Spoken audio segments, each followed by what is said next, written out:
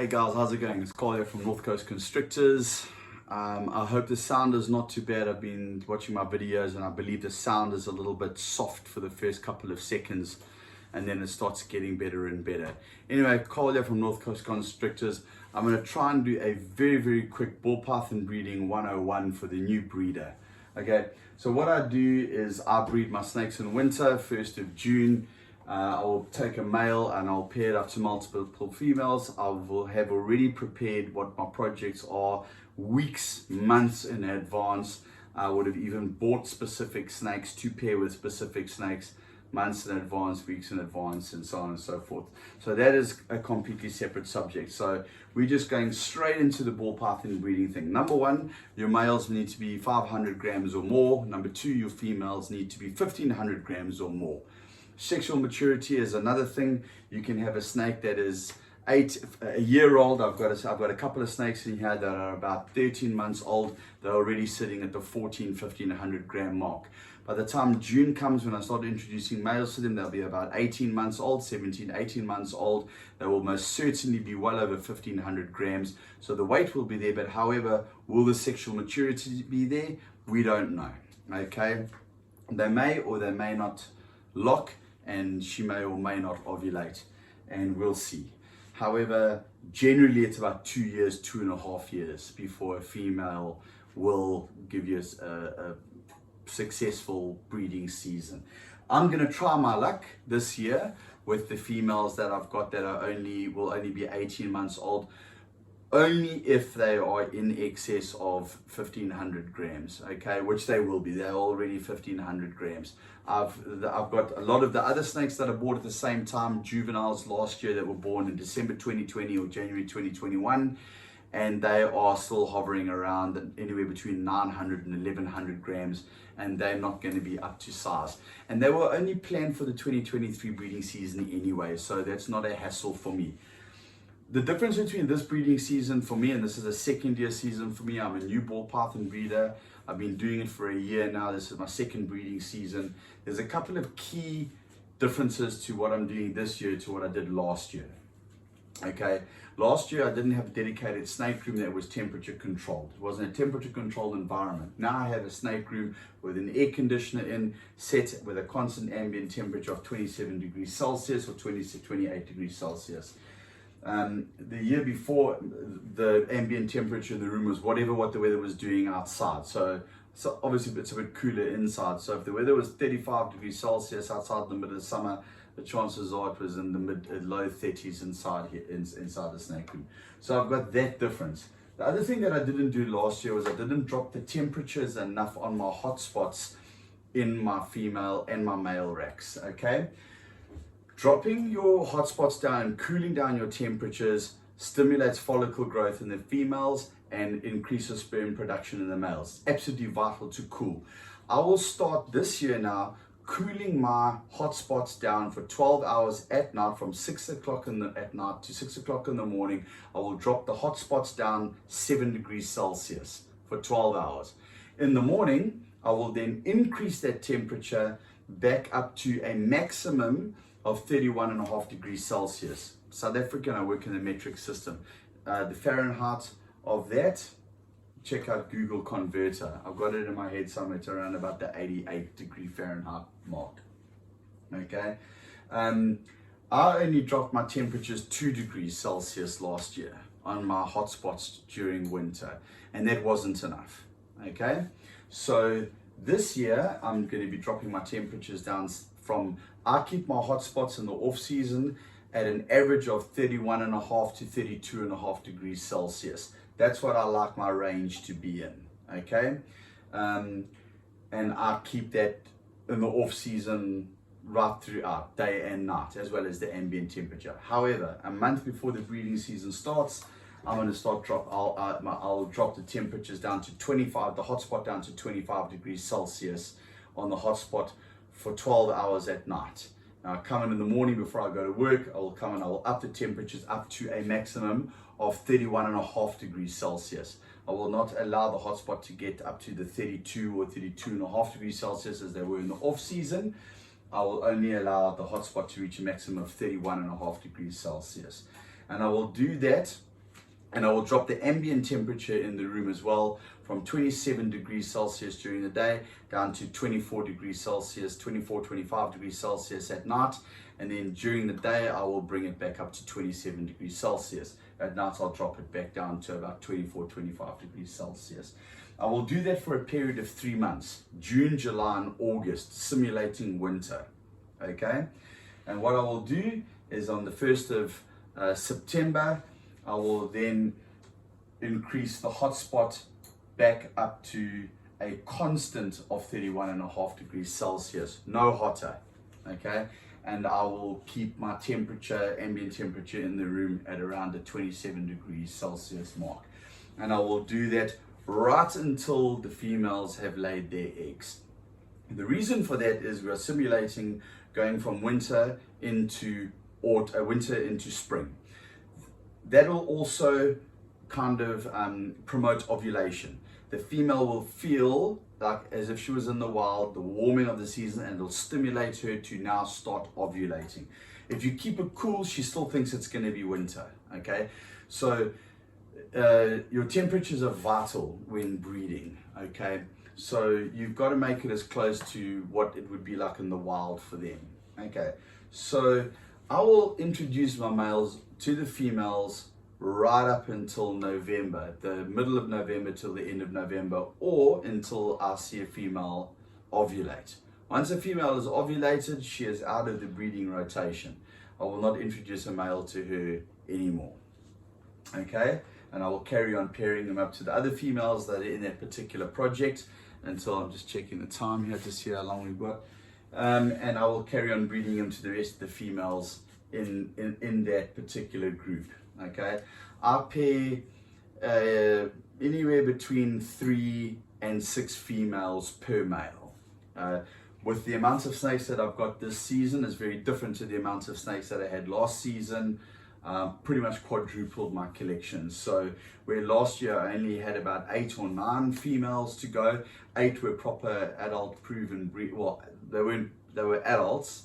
About 5 of them were proven breeders. 3 of them were adults and they weren't proven breeders. I only had 2 females ovulate for me and give me eggs. This year I have got 40 females that are adult proven breeders and adults that haven't been proven breeders. But about 30, out of the 40, 30 are proven breeders. Okay, so about 10 of them, they are adults, but it's going to be their first season. So let's just hope for the best. So I've tripled already my odds on clutches this year, and I only had 3 adult males to breed last year. When I invested in my ball python collection, I bought a lot of juveniles, and all of those juvenile males are now ready to breed this year. And out of all of the juvenile females that I bought last year, there's about 4 that are ready to breed this year in weight, not in age. So they are ravenous eaters and they're already sitting around the 1500 gram mark. So by June, they are most certainly going to be between 15 and 1800 grams. Whether or not they're sexually mature enough to lock up, ovulate, and give me eggs is another whole story. However, that's a bonus for me because they were only planned for the 2023 breeding season. The rest of the snakes that I had that I bought as sub-adults or adults, they are now most certainly 2.5 to 3 years old, some 5, 6, or even 7 years old, and they are now gonna be into this breeding season. And then from having 3 adult proven breeder males, I now have about 12, maybe even more. Actually, I've got about 15 males that are sexually mature enough to breed. So I'm still busy working on my projects. I'm about 95% done with what males I'm putting with what females this coming up breeding season. And I've got some fantastic stuff. I'm working on the PARD combination, the PARD gene, recessive gene PARD. However, it's not just PARD. There is yellow belly PARD, Enchi PARD, Exantic PARD. So that's your lightning PARD. I've got some incredible pod stuff coming. Cinnamon pod, I've got cinnamon pod clown. I'm working on a clown pod project. However, the clown pod project is for 2023. Okay, this year my pod projects are going to be focused on yellow belly pod, inchy pod, orange dream pod, black pastel pod, and the lightning pod, as I said, the exantic VPR line mixed with the parboiled gene. It gives you the black and white. I'll show you an example. If you've been watching my videos, you would have seen this male before. This is an exantic pod. He's a black and white parboiled. He is sitting at about 400 grams at the moment, and he is going into the breeding rotation this year as a first-time breeder. By June, he will most certainly be up to 600 grams. He's a first-time breeder.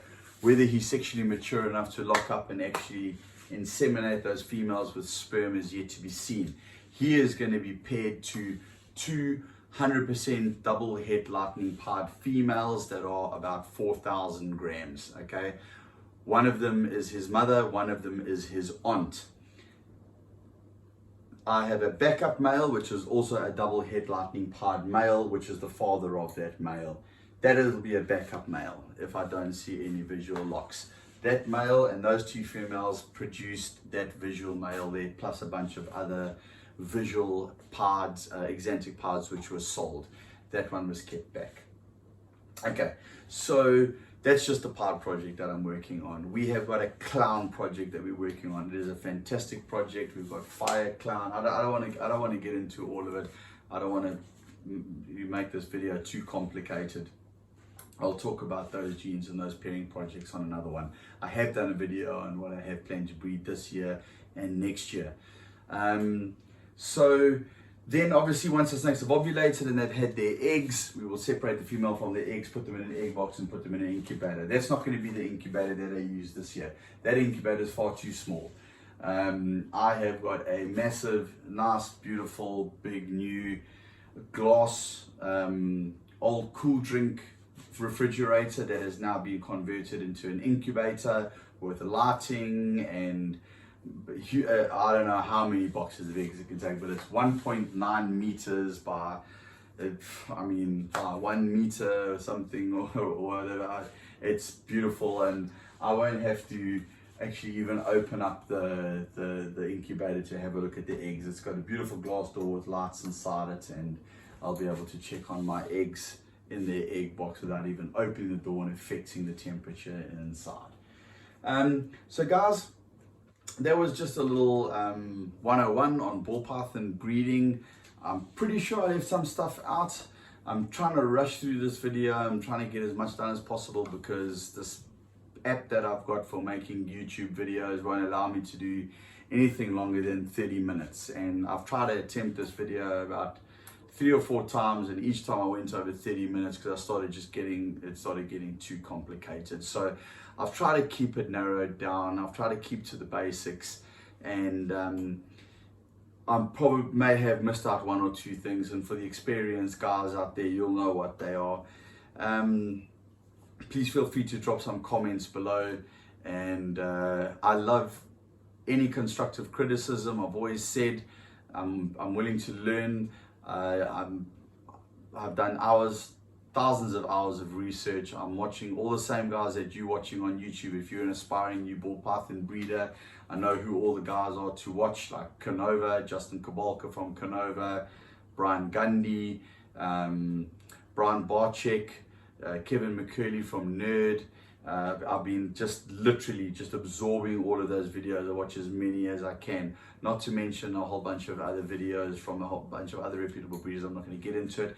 And also I have made a lot of really great connections and friends in the ball python breeding industry here in South Africa over the last year since I've started becoming a hobbyist breeder myself.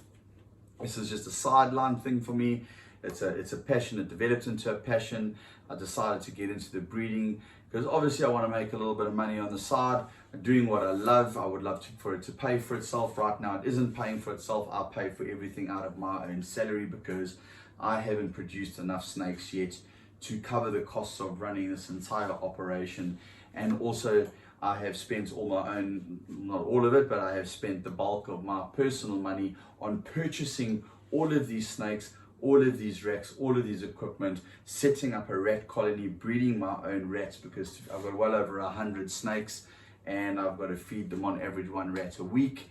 It is incredibly expensive. So setting up a ball python breeding project, sure, you can buy 1 male and 3 or 4 females and start small, or you can, you know, kind of go big, which is what I considered to be big as a first time breeder in your first year. Certainly my second year is a lot bigger. I haven't seen any return yet, and that's okay. The snakes that I bred last year and that I hatched, I've kept back. I haven't sold any. And this year, and I've got 1 egg box left in the incubator there. Unfortunately, out of the 7 clutches of eggs that I had, the 7 eggs that I had out of that clutch, I lost 5 of them. 2 were slugs, okay, so it weren't really eggs. The female had 7 eggs for me.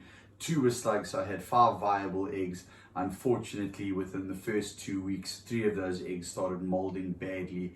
I put foot powder, did everything that I could, and unfortunately, I couldn't save the eggs. So I lost 3 of those eggs and I've got 2 viable eggs left. Those eggs are due to pip on the 12th of March. On the 12th of March, it will be 60 days. So from day 55 onwards, I'm going to be monitoring and watching.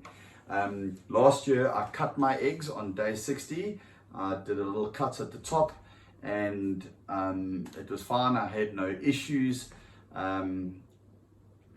But this year, I've decided that what I'm going to do, and with this clutch as well, even though it was from last year's breeding season, it was a very late ovulation for that female. She laid very late, and I have decided that I am not going to cut these eggs, and I'm going to wait until I see the first pip. If I haven't had a pip by day 65, then I'm going to cut, okay? Because now I'll be worried that there may be some kind of issue inside the egg. But I'm not going to cut at day 55. I'm not even going to cut at day 59 or day 60. I'm going to give it up. I'll start worrying at about day 63, day 64. I think that's about as much as I could handle. And then before I start thinking, okay, there may be a problem, because the temperatures are set 100% correctly inside that egg box. It's between 31.6 to 32 degrees Celsius inside the egg box. I've checked it constantly. The humidity is at 100%. It's on vermiculite. It's set up 100%. I've got no issues with it. So if those eggs are looking great. So if I haven't had a pip by day 63, 64, then I'm going to start, you know, by day 65 I'm going to cut. Let's hope that they pip, you know, around about, you know, between day 55 and day 60, and they're healthy. And I know there's only 2 of them, but I'm looking forward to it because the pairing was fantastic. It was a pastel red stripe 100% het clown paired to an Enchi spider 100% het exantic female. Sorry, I had to look there because I don't know why, it just slipped my memory. I know that snake off by heart. So we are looking at some really good genetics inside there.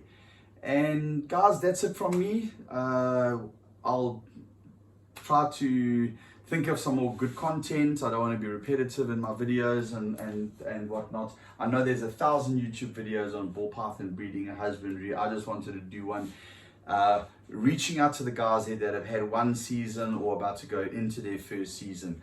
I had a season as well where I lost eggs.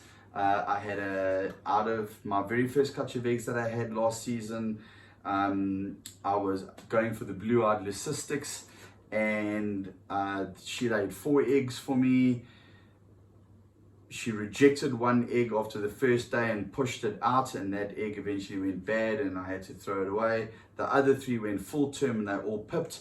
I had a kingpin, a lesser, and a blue-eyed leucistic, and they all pipped. I cut, and they came out and just stuck their noses out on day 60. And unfortunately, I put them back in the incubator. The following morning, I came through and I had a look. 2 of them still had their little noses out and were still in the egg and fine. The blue-eyed leucistic had tried to crawl out the egg, and she had an umbilical cord still attached to her, and it caught, and she couldn't get out, and she strained and whatever, and she passed away during the night, and she had rolled and she had died. And it was I was aiming for blue-eyed leucistic. So yes, it's not always successful, and it is very disappointing. It doesn't matter which snake it is, whether it's just a plain normal no gene wild type, or it's a blue-eyed leucistic, or it's a 5-gene visual desert ghost combination. It feels cuck. It feels terrible. It feels shit. I cannot tell you how disappointed I was when I came in the room. I was so excited. I woke up the next morning. I knew that the eggs were there. I knew they'd pipped the night before, and I came running through to my snake room. I was so specifically excited about my blue-eyed leucistic. I love the blue-eyed leucistic gene. And to see it lying halfway or 3/4 of the way out the egg and dead was absolutely heartbreaking for me. So that is one of the reasons why I'm not going to cut at day 60. I think maybe because she was still attached to the placenta. I did cut the egg open and take photographs and send it to other top breeders in South Africa and say, was I wrong to cut the eggs? Did I cut too soon? And they all looked at it and they said, no, she was fully formed. She wasn't absorbing anything yet. There was a problem with the umbilical cord. Everything was 100%. It's nothing you did wrong. But you just can't help feeling like that it was you that screwed up. Okay. A lot of guys that I've spoken to have said, wait until your first pip, then cut. Okay, so don't just let all your eggs pip by themselves. Once you see your first snake pip, then go and cut all the eggs. That is kind of what I've been told. That's the most of the feedback that I've been getting. So that's what I'm going to do. I'm going to wait until I see the first pip. If I see one pip, boom, then I'm going to cut. And I'm going to do that again with the following season. The season coming up, whatever I pair, I should start having hatchlings towards the end of the year. And that's the process that I'm going to follow. Anyway, guys, thank you so much for watching. I really appreciate it. If you are going into your first ball python breeding season now, or you're in it currently at the moment, I wish you the best of luck. I hope you hit all your odds. I hope you get the snakes that you're looking for. We really want this industry to grow. We really want it to grow more in South Africa. We need more breeders in South Africa. We need more hobbyist breeders in South Africa. Your biggest clients, your biggest customers are other breeders. It's not just the guy that comes and buys one snake. It's the guy that buys one snake and then he wants to buy a second one, and then he wants to buy 5 or 6 now because he wants to start his own little breeding operation. The next minute he's bought 30 or 40 snakes from you. We need more breeders. It's not competition. It's encouraging the hobby, you know. So I want to see a lot more people in South Africa get involved in this fantastic ball python breeding industry. It is so rewarding. I love it to bits, and I'm so looking forward to this 2022 breeding season. I cannot wait to show you what we're going to produce this year, and next year is going to be off the charts with some of the other snakes that I've invested in. Anyway, guys, have a wonderful week ahead. I wish you health and happiness, and stay safe, and check you on the next video.